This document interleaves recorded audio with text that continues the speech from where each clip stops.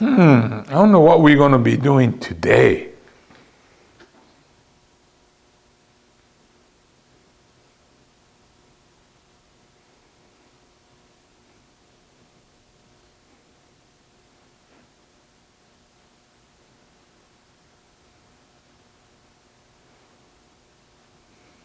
Well, today is still the first week of April. It's cold, wet, and windy outside, which is kind of strange because we already had temperatures in the 80s about 3-4 weeks ago. And then about a week ago, I also had light frost that did damage to the fruit trees. But what we're going to do today is this Cryptomeria. This one's been around for 20 some odd years, and it's pretty almost finished. I need to define this area in here and then lightly trim the rest. So that's what we're going to do today. In Japanese, it's called bandai sugi. Bandai, I don't know what that means, but sugi is just the Japanese for Cryptomeria. But anyway, I thought I'd get started. And then so today will be a lot of detailed trimming. Well, this part here looks okay, but up here is starting to lose definition. Same with this over here. So we'll go ahead and get started with that. It needs better definition. So I'm just going to cut. And then remember in our juniper session, we talked about how to cut these. Same thing. Try not to cut like this, but like this, so that it will not leave a brown spot when you get done. Actually, it takes about a week before it turns brown, but yes. So most of the conifers are pruned the same way. So start to get a little better definition here, right? And that's basically what I'm going to do. Oh, I got that more or less done.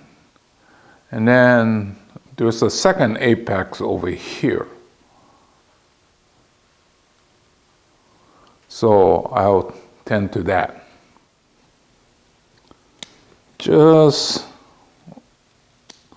opening it up so each one of these branches are better defined. You notice that I'm using this little tool. For something like this, it's really good because it's very short and it has an extreme point.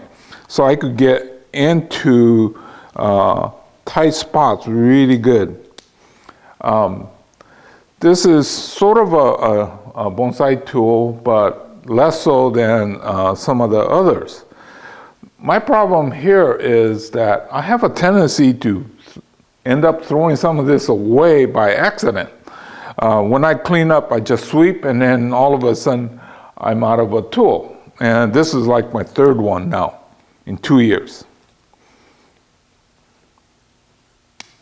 These branches, I'm just going to more or less keep what I have. But see these that's getting long, you cut them out like this. A little long, cut them out like that. Well, this one maybe I could go down like this.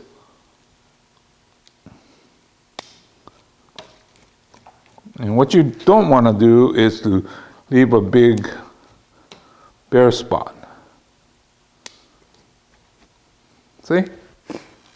So I have to do the rest of the tree like that. And so like here, what I'm doing is pruning it like that. Right? And the ones that tend to be sticking up, like that. This one here too. Oh, missed it. So try to prune, and when you get done, it should not look like it's been pruned. Here's a bad cut. Well, see now, It's better, huh? That's how it's done.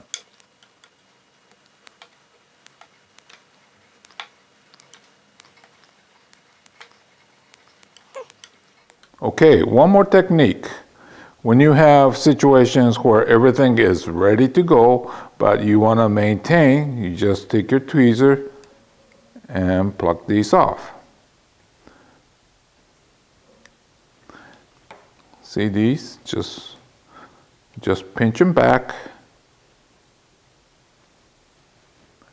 and you can maintain it that way. So I pruned this much out. Yet it still looks like it's fairly unpruned. But what I want to do next is change the container. Well, this one's in need of a root check, but the way I'm looking at this, I think it will look better in the same size-ish, but a little bit on the deeper side because of the length.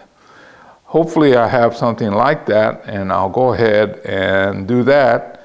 And then I might have to do some minor touch-up in the pruning, but I'll go ahead and change the container. I took it out of the container, and it definitely looks like it could use some work. Look how much roots outside where the original bottom used to be. This is where the screen is. So I'm going to go ahead and work this, and hopefully I'll get it into the new container. Well, it's been a number of years, so I knew that I had to change either the container or put it back with fresh soil. So that's what I'm going to do next. Okay, it's not in really bad shape. I combed it, and I'm going to do light pruning because I want to save a lot of the roots. So when you do light pruning, it stimulates. If you do heavy pruning of the roots, it could either stimulate or push it over the edge and it goes into shock. But this one here just needed a really light trim. So that's what I'm going to do, put some fresh soil and get it into a new container. Okay, this new container is almost the same size. It has a little more depth. And then the way it went before, it kind of shot that way, and I want to turn it more like this.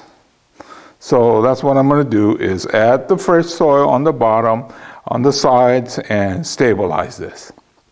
While we're on the subject of soil, there was a gentleman that sent me a message, wanted to know why my soil mix is the way it is.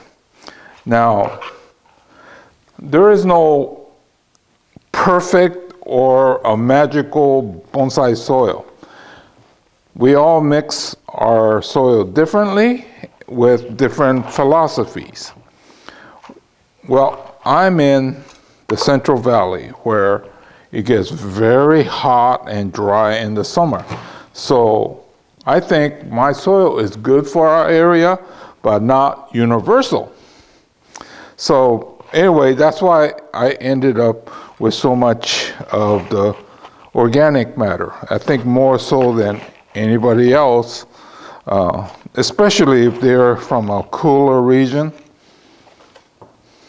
So, well, let's just say there just is no such thing as a universal bonsai soil. Okay, so I'm just going to stabilize it, and let's see what it looks like when I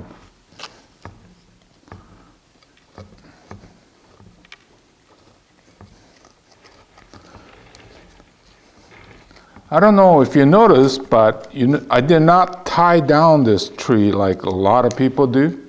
Well, there's a couple reasons. I didn't disturb the root ball that much.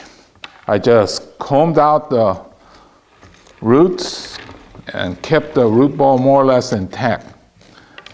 Now, if I was working on a bonsai that had a totally different soil than what I have, then I would have to take off a lot of the soil and then put new. Then I would have to tie it down because it's unstable. But since I use the same soil for everything, I don't have to do that. Therefore, I didn't have to disturb the root ball that much. Many of you have noticed that I tend to do my things quicker. I eliminate unnecessary steps. That's the difference between a hobbyist and a commercial bonsai grower like me. We have to do these very fast because we've got so many of them to do. I think a lot of the hobbyists, they like to do a lot of this nitpicking things just because. Well, if I only have 4 or 5, I guess I would be the same way, but even now I still got over 3,000. At one point I had more than 10,000 and I was working alone, except for my cat Panther.